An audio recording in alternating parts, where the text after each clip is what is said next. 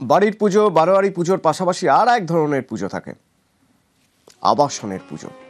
তো সেই আবাসনের পুজো কেমন হচ্ছে সিউড়ি থেকে আমার সঙ্গে সুপ্রতিম রয়েছে।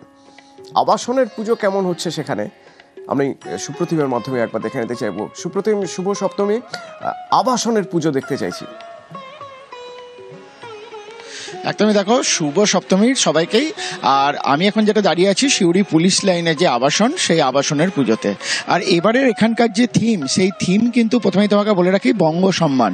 অর্থাৎ যে সমস্ত বাঙালি যারা কৃতি বাঙালি অর্থাৎ নাম করেছে, যেমন যার মধ্যে রয়েছে সত্যজিৎ রায়, তিনি কিভাবে হয়েছেন আজকে সত্যজিৎ রায়, ঠিক তার ছবি সমেত তার যে সমস্ত কী ধরনের ক্যামেরায় কী ধরনের ফিল্ম শুটিং হতো বা সেরকম যখন তুলে ধরা হয়েছে। তার পাশাপাশি সেখানে রয়েছে রবীন্দ্রনাথ, অর্থাৎ রবীন্দ্রনাথ কিভাবে তিনি কোথায় থেকে কিভাবে লিখেছেন, কি ধরনের তিনি সাহিত্য, কি ধরনের তিনি সমস্ত কিছু লিখেছেন, তার নিয়ে যে সমস্ত খবরাখবর সমস্ত। তার সঙ্গে যেমন তোমাকে যদি দেখায় যে সত্যজিৎ রায়ের ফেলুদা থেকে শুরু করে জয় বাবা ফেলুনাথ, সমস্ত অশনি সংকেত সমস্ত কিন্তু রাখা হয়েছে এই আবাসনের পুজোতে।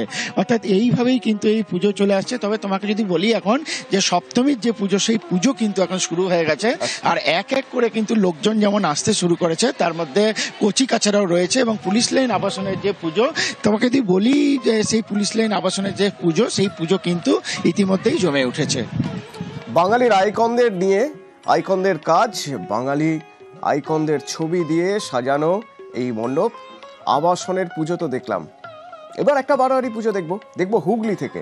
সোমনাথ রয়েছেন আমার সঙ্গে সরাসরি। সোমনাথের সঙ্গে একবার কথা বলা যাক। শুভ সপ্তমী সোমনাথ, কেমন হচ্ছে পুজো? এনাদের ভাবনা, এবারে এনাদের ভাবনা এক টুকরো রাজস্থান।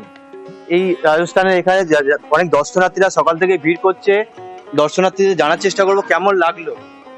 খুবই ভালো হয়েছে প্যান্ডেলটা, মানে এই নিয়ে আমি দ্বিতীয়বার আসছি, আমার এতটাই ভালো লেগেছে। কালকে একবার ঘুরে গেছি, আবার আজকেও এলাম, মানে এত সুন্দর হয়েছে, মানে মন্ত্রমুগ্ধ। কি প্ল্যান, সারাদিন কি প্ল্যান রয়েছে? সারাদিন আজকে সবাই বন্ধুরা মিলে বেরিয়েছি, তো খুব মজা করব। আজকে সপ্তমী, তো আজকের দিনটা আমি ওদের সাথেই কাটাবো। সবসময় হয় না, তো আজকের দিনটা।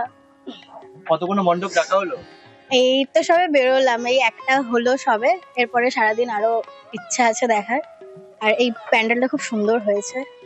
খাওয়া দাওয়া কি প্ল্যান সারাদিন? খাওয়া দাওয়া আজকে এদের সাথে বেরিয়েছি, তো খুব ভালো লাগছে। এবার দেখি প্যান্ডেল দেখে যদি ইচ্ছা করে তাহলে রেস্টুরেন্টে যাবো। দেখতেই পাচ্ছ যে ঠাসা প্রোগ্রাম, সপ্তমীতে একেবারে ঠাসা প্রোগ্রাম।